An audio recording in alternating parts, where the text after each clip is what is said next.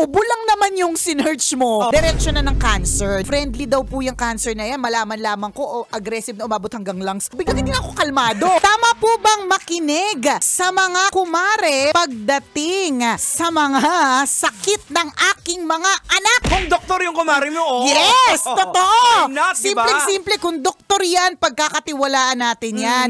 Pero kung siya mismo hindi niya magamot yung kanyang bunian at hadhad, wag kang aasa na posibleng makuhanan mo yan ng tamang advice pagdating sa sakit ng mga anak. Nung buntis ako, merong nagsabi sa akin, dapat yung anak mo, lalagyan mo ng bigkis para lumiit yun siya. Hindi ko na nga alam kung ano yung purpose talaga. Sabi niya, kasi ako binigisan ako ng lola ko, sabi niya. Tapos tinignan ko siya, parang hindi naman maliit yung tiyan niya.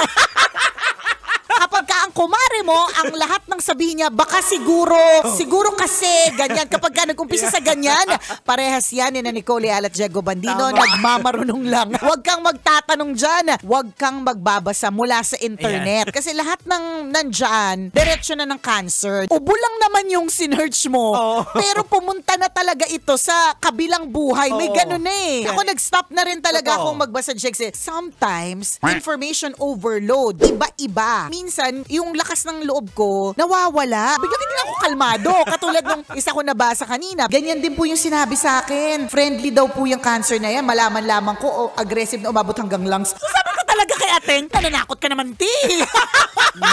Sarap manood ng radyo, no? Ginawa mo na talagang bisyo ang panonood sa amin, no? Umabot ka na rito, eh. Kaya kung gusto mong tuloy-tuloy pa ang tawanan, Iyakan at kiligan, aba. i-like mo na ang video na ito. At mag-comment ka na rin, kabisyo. I-hit mo na rin ang notification bell para updated ka sa mga kaganapan namin dito sa Love Radio. Kailangan pa bang i-memorize yan? Basic.